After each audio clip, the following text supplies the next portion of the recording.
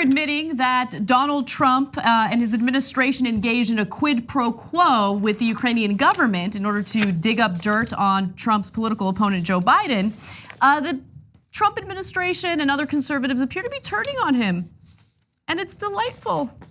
Now, let's start off with Jim Acosta, who tweeted, quote, Trump was not happy with Mulvaney's performance in the briefing room today, I'm told. And as we had reported yesterday, Mulvaney tried to walk back his statements, and that didn't work out so well.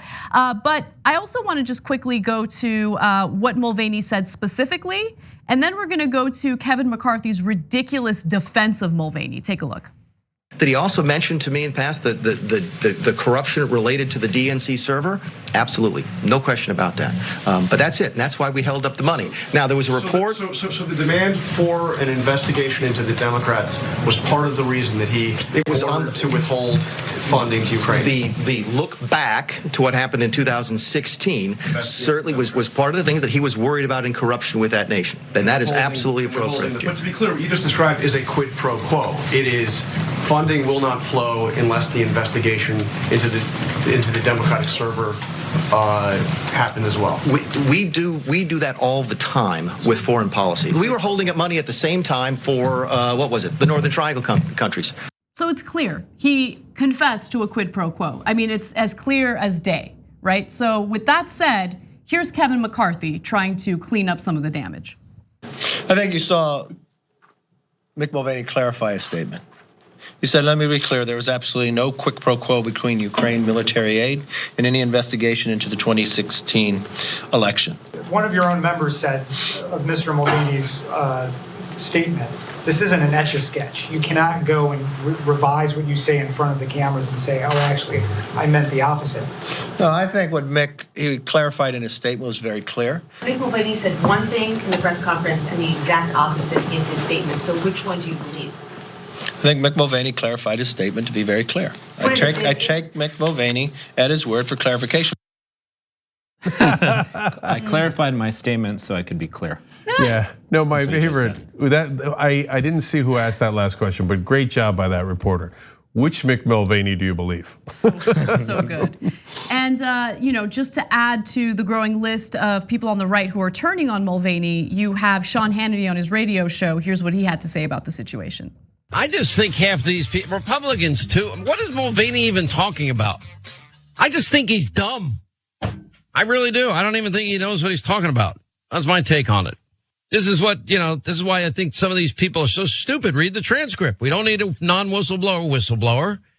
You don't need a chief of staff's idiotic interpretation of things when the president of Ukraine and everybody else can read it all themselves.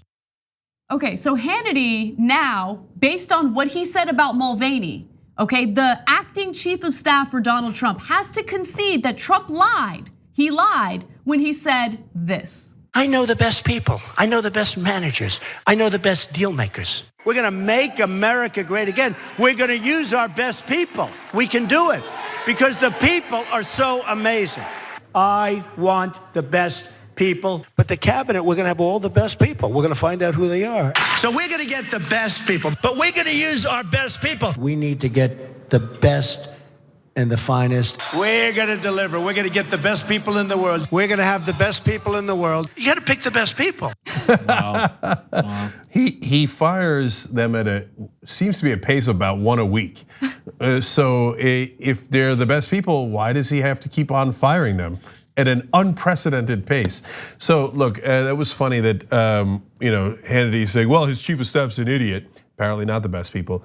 But other than seeming to have come back from a 3-martini lunch, totally right? There was that strange tone in his voice. Yeah. He should have checked with the White House as he normally does, because that is not the correct talking point. The correct talking point from the White House is Mick Mulvaney was right in his clarification. Okay, but he didn't go with that. He go, that idiot. Now, why did Mulvaney say that? So there's a couple of reasons why. One is, when you look at the guy behind the curtain, they're actually not that great. They're not that smart. Mulvaney's never been that smart. None of these politicians are really that smart. Why are they in power? How did Mulvaney get in power? Largely by being a water boy, an errand runner. Yep. So the donors pay him a lot of money, payday lenders, etc. Then he gets put in charge of Consumer Financial Protection Bureau, where he dismantles that group on behalf of payday lenders. You don't need to be that smart. You just need to be able to say, yes, sir, right away, sir. And that's what Mulvaney is. So he melts down at the first sign of stress. They ask him perfectly easy questions, and he should say no quid pro quo, but he goes, yes, quid pro quo. Now, that's part of it, but there's a second part that no one is talking about. If you read the CNN story on how Donald Trump was angry at Mulvaney, you'll notice that he actually was not angry at Mulvaney, which gives you an indication of what actually happened. So they said he wasn't happy, but they clarified that a White House, I'm quoting CNN here, a White House official blamed much of Trump's anger on the press, saying the president believes the media, quote, intentionally misinterpreted Mulvaney's comments. Why is Trump saying that? Because he told Mulvaney to say that. He does this all the time. He says, well, I didn't do anything wrong. I don't want to say it myself. So let's send Mick out there to say it. Say I did the quid pro quo, so what? We do it all the time, right? Otherwise, he'd be livid at Mulvaney. Yeah. But he's actually all mad at the press for misinterpreting the comments. Why does he say that? Because it's his comments and he thinks, oh, those are genius comments. They just misinterpreted them. Furthermore, they said, White House lawyers and press staff had prepared Mulvaney before his press briefing, which Trump knew and approved of. So Mulvaney ran that by Trump. Trump said to go do it. And then when he catches a lot of flack for it, the lawyers panicked. So Jay Sekulow, who's his personal lawyer, White House counsel, they're the ones who were livid. And they're like, no, you just admitted the crime. So they had Mulvaney do the clarification where he says the exact opposite. But the reality is Trump didn't mind Mulvaney saying that. He very, very likely ordered him to say that. That's really interesting because earlier this morning, there was reporting from CNN indicating that Mulvaney wasn't supposed to talk, like based on what the White House counsel said. He wasn't supposed to talk about Ukraine at all. The whole point of that press conference was to talk about Trump Doral.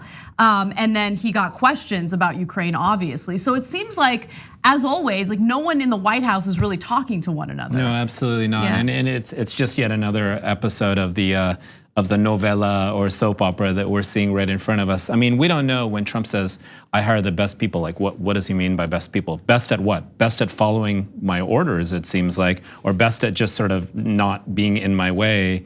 I also think that this comment from Mulvaney is actually deeply insightful, and it also speaks to part of who Trump is, his brazenness, especially given that Trump probably signed off on this, per your point. There is one sort of amazing thing about this presidency, which it really gives us a glimpse into how deeply corrupt our systems of government are at this level in this country. Of course, it's quid pro quo. That's kind of how things function in systems of power in this country. Not always, but often.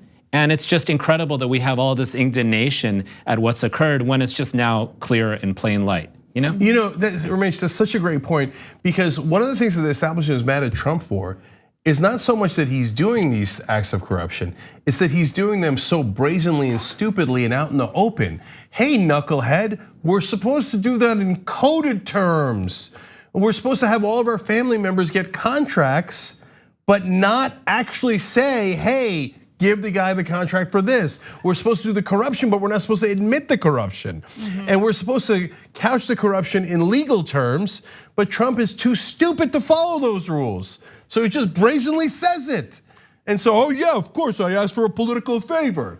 You think Democrats and Republicans in the past haven't asked for political favors from opposing countries or allies for their own benefit? Of course they have, but they've done it in coded language.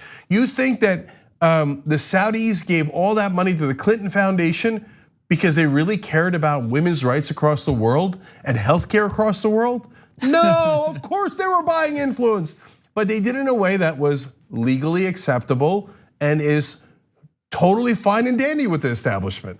The political class in this country thrives on mirage and deception and hypocrisy, right? And so we have this incredible moment to have a glimpse into how the political class of both parties function thanks to this presidency. He's not exceptional. He's exceptional in the fact that he's insane and irrational and everything's very personal for him, but he's not exceptional in terms of his corruption, right? And that's why we need a real progressive to actually contest this, to be an articulated distinction from this whole mess that has contaminated or at least messed up our country, and why so many people are unhappy with our politicians and our government. So Ramesh is a surrogate also for Bernie Sanders. I want to clarify that. Thank you. And look, we're all progressives here. We call ourselves homo progressives.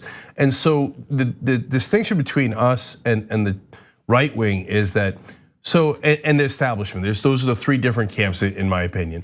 The establishment also chafes at personal corruption like what we're seeing from Donald Trump, and so do we. It's illegal and it is obvious, right? And it's the kind of corruption that is over the top and forces you to take legal action against them, okay? But what the establishment doesn't mind is systemic corruption, and that is campaign donations, independent expenditures, the jobs that are doled out by all these industries for people in politics and the press, the paid speeches, all of that systemic corruption, they are perfectly happy with.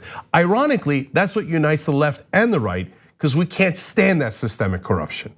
And that's why the media has lost so much credibility, because they keep telling us, don't believe your lying eyes. That systemic corruption does not exist. And right now, to this day, they say, no, Donald Trump is an aberration. Yes. Like that corruption stands alone and everybody else is pure as the driven snow. And that is preposterous. He just adds personal corruption on top of the systemic corruption. And look, lastly, as he unwinds here and unravels, it gets worse and worse for him every day. Mulvaney is an excellent example that we asked you guys, will Trump serve until the end of his term? So this is the classic tick, tick, tick, tick. And so far, 68% of you, now a majority, over 2/3 saying he will not make it to the end of his term.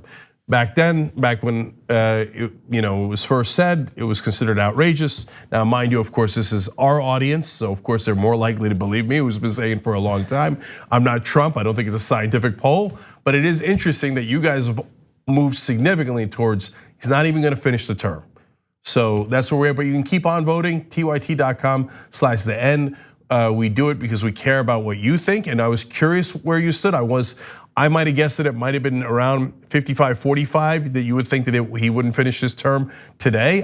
My guess is if we had asked that 3 months ago, most of you would have said no, right? Yes, that he would finish his term. But now that number is getting bigger and bigger every single day because he's unraveling every single day. I don't think, obviously, I'm in the 68%. At this pace, there's no way he makes it.